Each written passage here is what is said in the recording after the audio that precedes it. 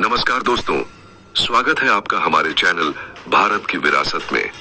मैं आशा करता हूं कि आप सभी ने हमारे पिछले वीडियो जो 12 ज्योतिर्लिंगों पर आधारित था जरूर देखा होगा और उसका आनंद उठाया होगा। तो चलिए आज एक और पावन ज्योतिर्लिंग की रहस्यमयी और अद्भुत कथा के साथ शुरुआत करते हैं। भगवान शिव ही आदि हैं, अनंत हैं और संपूर्ण ब्रह्मांड में समाये हुए हैं। समय समय पर वे अपने भक्तों को ज्योतिर्लिंग के रूप में दर्शन देते आए हैं। क्या आपने कभी सोचा है कि रामेश्वर ज्योतिर्लिंग का रहस्य क्या है? एक ऐसा स्थान जहां भगवान शिव और श्री राम का अद्भुत संगम हुआ था। क्या सच में?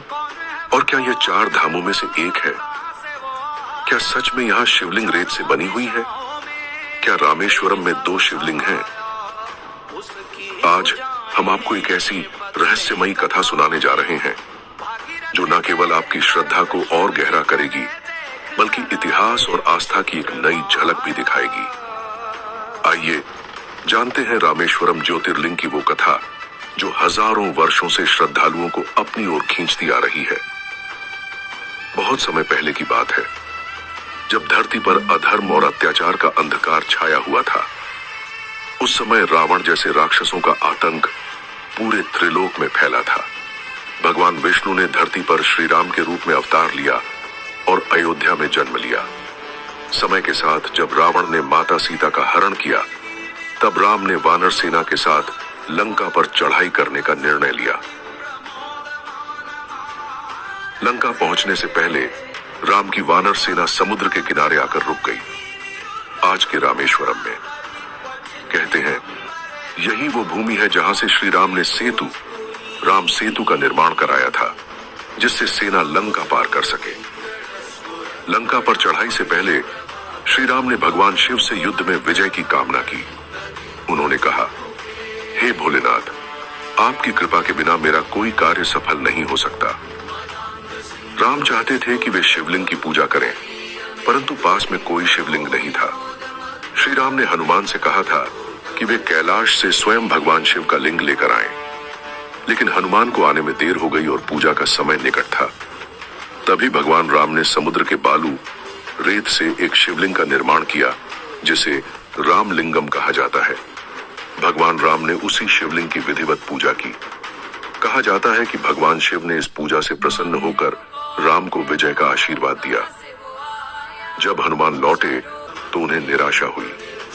तब राम ने आदेश दिया कि हनुमान द्वारा लाया गया शिवलिंग भी साथ में स्थापित किया जाए। इसलिए आज मंदिर में 2 शिवलिंग हैं, रामलिंगम मूल और विष्लिंगम हनुमान द्वारा लाया गया।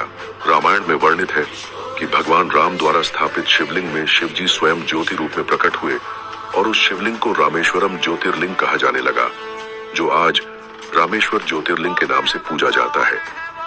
भारत के 12 ज्योतिर्लिंगों में से एक और 4 धामों में भी इसकी गिनती होती है। 4 धाम बद्रीनाथ, द्वारका, पुरी और रामेश्वरम भारत के 4 कोनों में स्थित हैं और रामेश्वरम दक्षिण का प्रवेश द्वार माना जाता है। रामेश्वरम मंदिर का इतिहास रामायण से जुड़ा है। कुछ पौराणिक कथाओं के अनुसार यह भी मान्यता है कि लंका पर विजय प्राप्त करने के बाद भगवान राम ने ब्रह्म हत्या के पाप से मुक्ति पाने के लिए यहाँ शिवलिंग की स्थापना की थी और पूजा की हो। यह स्थान न सिर्फ एक तीर्थ है बल्कि श्रद्धा, भक्ति और विजय की प्रतीक बन चुका है। यहाँ की रेत, हवा और जल में इतिहास की गूंज सुनाई देती है। रामेश्वरम केवल एक तीर्थ नहीं, यह उस आस्था की मिसाल है जहाँ भगवान राम और शिव का मिलन हुआ।